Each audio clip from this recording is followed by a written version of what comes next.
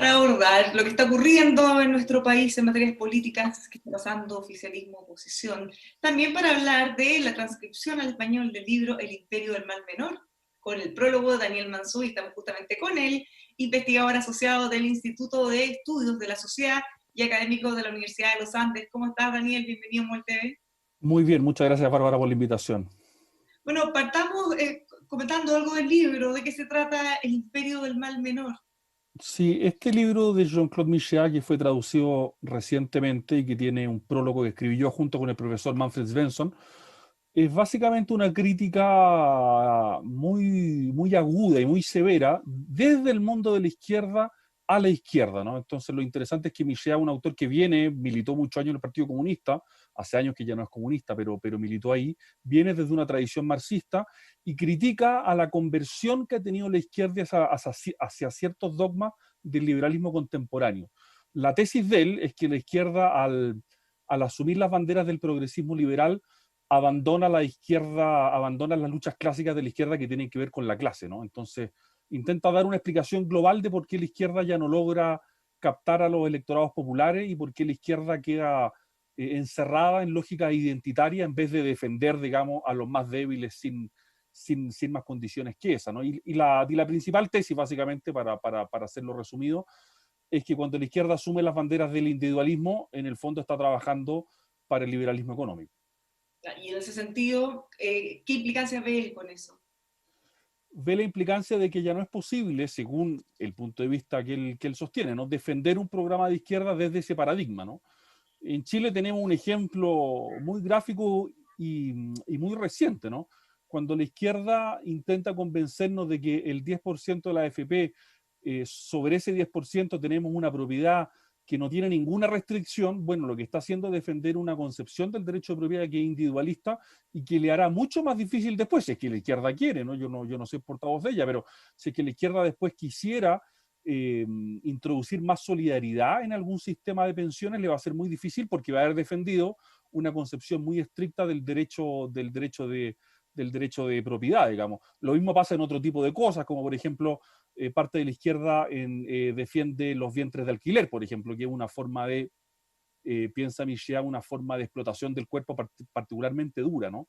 Cuando la izquierda asume esas banderas del progresismo liberal, abandona su propia tradición y se traiciona a sí mismo, según Michéa. ¿Y a qué lo atribuye? ¿Oportunismo? Porque en el caso, volviendo al ejemplo del 10%, siempre ese mismo sector siempre ha dicho que los fondos deberían ser de todos, que no son realmente nuestros porque no podemos disponer de ellos, pero justamente en esta reforma dicen todo lo contrario. Sí, hay un motivo histórico, ¿no? Que, bueno, Michéa es un autor francés, ¿no? Entonces está muy atado a la historia francesa y tiene que ver en Francia, en todo caso, con el giro que da Mitterrand en el año 83 en su gobierno, ¿no? Cuando su gobierno de transformaciones fracasa, Mitterrand se vuelca hacia luchas sociales, o en Chile las llamaríamos hipster, en Francia lo llaman el mundo bobó, por decirlo así, la idea de que representando a una élite burguesa progresista de izquierda, se puede al mismo tiempo representar al pueblo, ¿no? Entonces, esa es la gran tensión en la que están las izquierdas según él hoy día, digamos, por decirlo en términos muy gráficos. O representa al hipster de Providencia, pero que electoralmente es muy influyente por un lado, pero por otro lado su peso electoral es más bien limitado, o bien está dispuesto a defender a las grandes mayorías, pero para eso tiene que cambiar la caja de herramientas, ¿no? Es el motivo por el que, según Michéa, parte importante del electorado popular en los países desarrollados se ha volcado hacia la extrema derecha, porque la izquierda los abandonó literalmente. ¿Y cómo lo veíamos en la práctica? Porque esto lo podríamos ver como un abandono de principio, como pragmatismo, quizá, ¿cómo lo ven pensando en los proyectos que van a venir? No solo en nuestro país, sino que también en la izquierda en todo el mundo. Sí, no, es una confusión intelectual extraordinariamente grave, porque no hay proyecto de izquierda sobre premisas individualistas, para decirlo en términos simples, ¿no? Y como decíamos antes, si es que creemos que requerimos un sistema de pensiones con mayor solidaridad, lo que es perfectamente plausible y yo creo que es necesario en términos generales, pues bien, hay que establecer restricciones sobre el derecho de propiedad, ¿no? Y hoy día la izquierda está votando algo que a mí, francamente, digamos, me parece muy extraño, ¿no? Que está votando no solamente la idea de que la plata de mis pensiones es mía y de nadie más y no hay nada que hacer con eso, sino que está votando una reforma que le va a permitir a los más privilegiados de este país hacer una pasada de impuestos que no deja de ser extraordinaria, ¿no? Porque Lagos Weber, que entendió esto, intentó poner una indicación, pero fue rechazado y dijo que la había bajado, pero el mundo de la izquierda se opuso a que los que más tienen pagaran más impuestos, porque todos sabemos que las cotizaciones de pensiones no han pagado impuestos, ¿no? Y por tanto ahora van a venir a sacarlas sin pagar impuestos, y para los que ganan más la van a poder meter en ahorro previsional voluntario y descontar todavía más impuestos, ¿no? Que la izquierda está defendiendo eso a mí me parece algo completamente desquiciado, ¿no? Y que están trabajando para sus adversarios probablemente sin saberlo, ¿no? ¿Y cómo? Hay algunas voces intelectuales de la izquierda que dicen, después de esto, esta es la etapa para desmontar y después habrá que hacer lo otro, pero eso a mí me parece simplemente una ilusión. Están reforzando la lógica que ellos dicen querer combatir. Y si lo miráramos desde la otra perspectiva, porque por un lado tenemos una izquierda abogando por el derecho a propiedad de esos fondos, ¿qué pasa con la derecha, que de alguna manera está abogando por ponerle restricciones a ese derecho a propiedad? Sí, la derecha, o sea, está abogando por eso, pero sobre todo la derecha teme que, y yo creo que con cierta razón, teme que aquí lo que se busca hacer no es tanto ayudar a la gente, aunque también tiene por supuesto esa parte, ¿no? Sino propinarle un primer golpe a la AFP, ¿no? Y esto es ambiguo, ¿no? Porque por un lado uno podría decir, si es que la gente saca el 10%, bueno, esto probablemente refuerce a la AFP porque va a ser muy difícil hacer algo distinto con ese dinero después que no sea dárselo cada cual a su dueño, digamos. Entonces, en un sentido, obviamente que lo refuerza. Pero en otro sentido, naturalmente que le puede estar pegando un primer golpe de cara a la convención constituyente. Y la pregunta es, más allá de los sectores políticos, ¿no? Y lo que yo echo de menos en esta discusión particularmente es qué sistema de pensiones queremos para Chile, sabiendo que los sistemas de reparto no tienen ningún sentido, no por motivos ideológicos, sino por motivos demográficos. Y aquí de nuevo volvemos a los problemas de la izquierda, ¿no? La izquierda nunca ha querido tener una política respecto de la natalidad, y no hay sistema de reparto sin una pirámide poblacional donde los activos sean mucho más que los pasivos, ¿no? Entonces ahí la discusión de fondo es qué sistema de pensiones queremos dada la configuración demográfica, ¿no?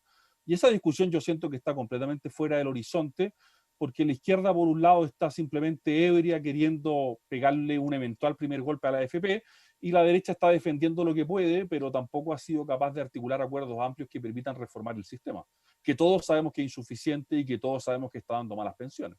Ahora, respecto a esa discusión de qué sistema queremos, bueno, hemos tenido varias comisiones, Comisión Marcel, Comisión Bravo, técnicamente se ha estudiado hasta cansancio, sin embargo, no se termina traduciendo en que hay una reforma aprobada. ¿Será que la realidad o lo técnico contrasta con lo que se quiere emocionalmente?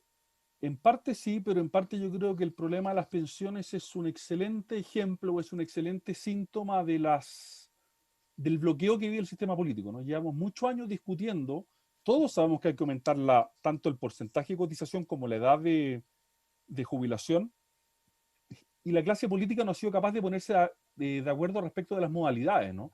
Recuerda tú que la gran discusión que hubo antes del 18 de octubre era qué tipo de organismo va a administrar el 4 o el 5% adicional, y sobre eso no hubo nunca ningún acuerdo, ¿no? Y todos sabemos que hay que meterle más dinero al sistema, que hay que meterle más diversidad al sistema. Por ejemplo, la AFP hoy día, esto lo ha trabajado Hoy Día País, ¿no? Solo pueden ser con fines de lucro. Uno puede pensar, bueno, ¿por qué no aceptamos que haya administradoras de fondos de pensiones sin fines de lucro para que pueda entrar al mundo de las cooperativas o de las mutuales, ¿no? Hay muchas reformas que hacer, pero la clase política no ha sido capaz de alcanzar acuerdos amplios porque tienden a primar los maximalismos de lado y lado. Ahora, así como hemos visto que en este proyecto varias personas tradicionalmente de izquierda están ocupando argumentos que probablemente podríamos haber encontrado antes en la derecha, pasa al revés, ve gente de derecha ocupando argumentos, ya sea en este o en otro proyecto, que pudieran atribuírsele más a la izquierda. O sea, sin duda cuando la derecha, pero en fin, yo no tengo crítica a esto porque me parece bien, digamos, pero cuando la derecha dice, mire, esto es propiedad suya, pero es una propiedad que tiene ciertas limitaciones porque las pensiones es algo respecto de lo cual el Estado tiene que hacerse cargo, la derecha está asumiendo un lenguaje que le cuesta en general asumir, que es la idea de que el derecho de propiedad no es irrestricto, y que particularmente respecto de las cotizaciones sociales, la propiedad admite restricciones que pueden ser muy importantes, ¿no? Ese dinero es mío, pero va a ser mío en rigor cuando me jubile, ¿no? y yo no lo puedo ocupar antes, ¿no? O sea, por un lado está la restricción al derecho de propiedad y también de lo que acabas de mencionar respecto a qué rol debería tener el Estado, que sea más Sí, importante, sí, porque versus... el gobierno ya se abrió a profundizar la dimensión mixta del sistema, ¿no? El sistema que ya tenemos hoy día ya es mixto porque hay un pilar solidario que es importante, ¿no? Pero probablemente hay que avanzar más en eso y las declaraciones del presidente la semana pasada avanzaban en el sentido. Hay que avanzar más en darle más solidaridad y que el sistema sea más mixto, sin que eso implique avanzar a un sistema de reparto, básicamente porque el sistema de reparto es infinanciable, ¿no? No hay ningún sistema de reparto en el mundo hoy día que se sostenga justamente por el cambio de la estructura demográfica que han tenido todos los países. Ya, pero no pensando en la reforma de pensiones necesariamente, sino en el plan para evitar tener que llegar al 10%. En el plan cuando se dice, no deberíamos tomar nuestros ahorros, sino que el Estado tiene que hacerse cargo. Los planes de ayuda, por ejemplo, en la clase media tienen que ser más fuertes. Que el Estado Sí, sea quien tenga que resolver un problema que antes quizás lo resolvían los privados.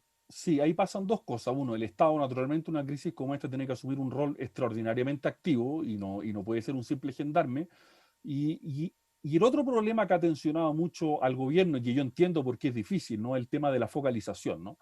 En tiempos graves es muy difícil focalizar, al Estado ya de por sí le es muy difícil focalizar y probablemente hay que abrirse más a soluciones universales que van a llegar a gente que no lo necesita, pero eso es lo único que te da garantía de que todos los que lo necesitan sí lo tengan.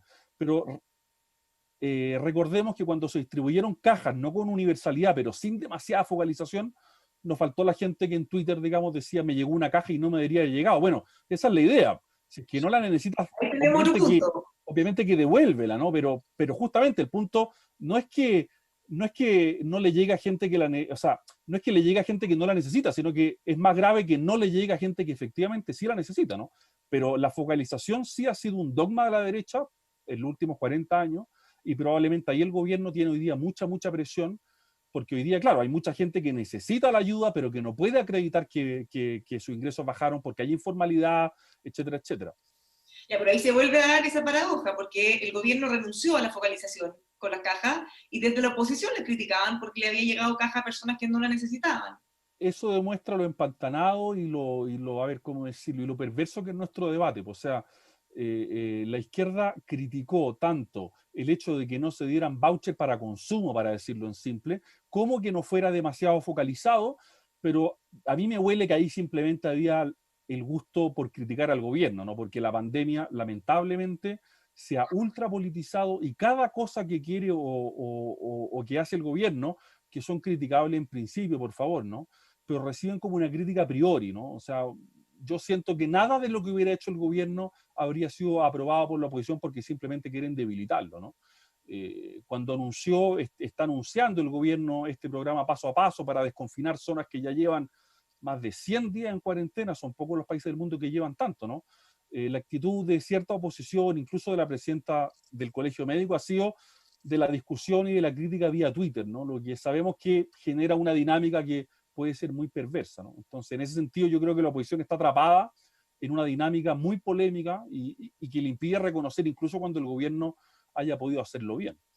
¿Y qué pasa en el oficialismo y particularmente en Chile Vamos, que han tenido varios problemas también? Renuncia incluso el presidente de uno de sus partidos de Bópoli.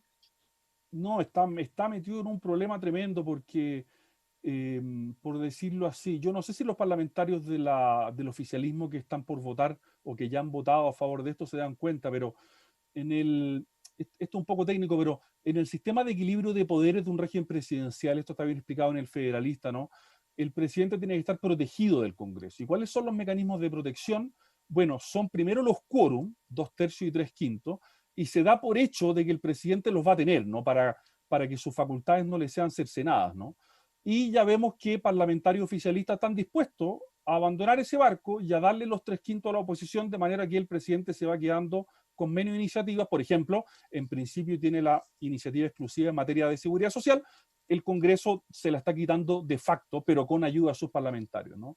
Otra arma que tiene el presidente es el veto, pero resulta que el veto no lo quiere ocupar por motivos políticos, ¿no? Entonces, por donde uno mira, uno ve una presidencia de la República extraordinariamente debilitada que no quiere o no puede ocupar los medios de protección, ¿no? Pero en un régimen presidencial es fundamental que la presidencia esté protegida y es fundamental que la presidencia ejerza sus facultades para protegerse, ¿no? porque si no el Congreso naturalmente, esto está muy bien explicado en el Federalista, el Congreso naturalmente le va a comer todo lo que pueda en una pugna de atribuciones, ¿no? Entonces el presidente debería ocupar los medios de protección que tiene, pero uno lo perdió porque está perdiendo parlamentarios, y el otro, que es el veto, no lo quiere ocupar porque siente que es tan débil políticamente que no le alcanza su fuerza política para utilizarlo, ¿no? Y eso abre una perspectiva para la oposición. Estas son dinámicas que se alimentan a sí mismas, ¿no? Cuando tú le das a comer, digamos, cuando le das de comer al animal, el animal va a querer más comida, ¿no? Entonces, bueno, mañana podrá hacer otra cosa, digamos. Y yo creo que el gobierno ni el oficialismo son demasiado conscientes de cuán profundo es la brecha que se está abriendo en esa materia. Ahora, conversaciones con el exministro de Trabajo, Osvaldo Andrade, él señalaba que el gobierno parece comentarista y que han renunciado a gobernar porque critican proyectos, pero finalmente no presentan requerimientos al Tribunal Constitucional, finalmente no presentan veto, entonces opinan mucho, pero hacen poco a su juicio. ¿Cómo lo ve usted? Sí, en el tema de los vetos y recurrir al TC, yo, o sea, creo que tiene razón. O sea, es lo que decía antes, el gobierno no está ejerciendo sus propias facultades por razones de prudencia política que pueden ser atendibles, ¿no? Pero si es que no está dispuesto a hacerlo nunca, quiere decir que no está dispuesto a proteger sus propias facultades. Y también le pasa a los dirigentes oficialistas. No creo que leí ayer a Mario Desbordes diciendo el gobierno no lo supo convencer respecto a los parlamentarios que habían decidido aprobar el retiro del 10%. Bueno, usted no es comentarista tampoco, ¿no? Usted también tiene que estar en esa pega tratando de convencerlo. Entonces hay un poco esa tentación. Ahora, dicho eso, creo que el ministro Briones sí ha hecho un trabajo que es de mucho más que comentarista, y por tanto también creo que hay que atenuar esa crítica. En un sentido sí, pero en otro sentido el gobierno sí ha hecho un trabajo que no es solo ese, ¿no? La historiadora Lucía Santa Cruz, ella señala que esta teoría de dividirnos en dos derechas, dice, las buenas, los sanos, los que conocen a la gente, y los malos, los tecnócratas, le ha hecho mucha mal y poca productividad o poca factibilidad que continúe en Chile Vamos. ¿Cómo lo ve usted? Sí, yo estoy de acuerdo con ella en que las discusiones maniqueas son bien inconducentes, porque la derecha de hecho convive en muchas tradiciones y van a tener que seguir conviviendo, digamos, no hay modo, y el gran desafío para la derecha es que esas tensiones o esas diferencias se transformen en círculos virtuosos o en dinámicas creativas, ¿no? Pero la discusión maniquea, efectivamente, aquí están los que conectan y aquí están los que no conectan, o bien, porque esta distinción también ha sido hecha desde la otra vereda, ¿no? Aquí están los técnicos, los que saben, y los ignorantes populistas, porque son dos caras de la misma moneda, ¿no? Esas dos caricaturas, naturalmente, que sirven muy poco porque al final del día tienen que sentarse en la misma mesa para lograr, para lograr articular un plan. Y ahí requieren de los técnicos y de los políticos. Ni los técnicos pueden solos, ni los políticos pueden solos. Pero eso es lo que está faltando cruelmente en la política hoy día y particularmente en el gobierno. ¿Cómo sigue? Porque tenemos un proceso constituyente en camino, el debate se ha puesto muy complejo. Por ejemplo, el senador Labouber lo amenazaron tal nivel que, más allá de que sea fruto de eso o no, finalmente bajo la indicación, pero también hemos visto, el senador Navarro, por ejemplo, dijo que el presidente, si veta el proyecto, tiene que salir de la moneda en un helicóptero, y eso mismo lo vemos también en las redes sociales en mucho mayor medida. Sí, hay una retórica maximalista que se ha ido apoderando del debate poco a poco y que de cara al proceso constituyente yo creo que es extraordinariamente delicada y preocupante, ¿no? O sea, si es que la convención constituyente va a estar deliberando con ese tipo de amenazas, a mí me parece completamente impropio, porque justamente se nos ha dicho que esta deliberación va a ser la primera en nuestra historia realmente libre y democrática. Pues bien, ahí hay una tensión brutal que me parece que la izquierda, no es que sea culpable de esto, por favor, ¿no? Pero hay una retórica que la izquierda no ha sabido manejar, no ha sabido controlar y no ha sabido encauzar, y eso es muy preocupante, ¿no? Porque no hay modo de tener un proceso constituyente legítimo en esas condiciones, ¿no? La deliberación tiene que ser sin presiones de ese tipo. Y, por ejemplo, las declaraciones de Jaime Belolio de que se pasó de la prueba al rechazo dan cuenta de que hay una parte de la derecha que estaba dispuesta a entrar a ese baile y que hoy día parece mucho menos dispuesta porque no están dadas las condiciones, ¿no? Hay algo que dijo Patricio Fernández hace varios meses, que es que la izquierda debería entrar a trabajar en un clima preconstituyente. Y el clima preconstituyente quiere decir un clima de diálogo, de acuerdo, de dejar atrás la funa, y eso la izquierda todavía no lo inaugura, ¿no? Y yo creo que debería ponerle urgencia a eso para que todos entremos tranquilos a ese proceso de ganar el apruebo. Y gente así como Jaime Belolio de la derecha u otros, ¿ve gente de centro izquierda, por ejemplo, que también pudiera tener ese temor? yo creo que es muy difícil porque probablemente el plebiscito va a tener dibujado, lamentablemente a mi juicio, pero va a tener dibujado mucho en el eje izquierda-derecha y en el eje del sí y el no, lo que es lo más llamativo, ¿no? En el sentido de que la idea de esto era superar los viejos ejes estructurantes de la política chilena y probablemente sigan donde mismo. Piensa tú que muchos senadores de oposición habían dicho que no estaban de acuerdo con el 10% y que le iban a votar en contra. Pero una vez que cristalizó la dinámica política en torno a eso, perdieron todo espacio y naturalmente, salvo Pepe Out, que valoro su coraje, ¿no? Pero es una excepción, ningún parlamentario opositor va a estar dispuesto a votar contra el 10%, pese a que muchos de ellos saben a ciencia cierta, porque lo dijeron, de que es una muy mala medida. Muchas gracias por haber conversado con nosotros, Daniel. Dejamos todos invitados a que puedan conocer también este libro, El Imperio del Mal Menor, justamente con un prólogo de Daniel Mansuy del Instituto de Estudios de la Sociedad. Muchas gracias, Bárbara, por la invitación. Muchas gracias. También los dejamos invitados a que sigan junto a nosotros revisando nuestros contenidos en emol.com.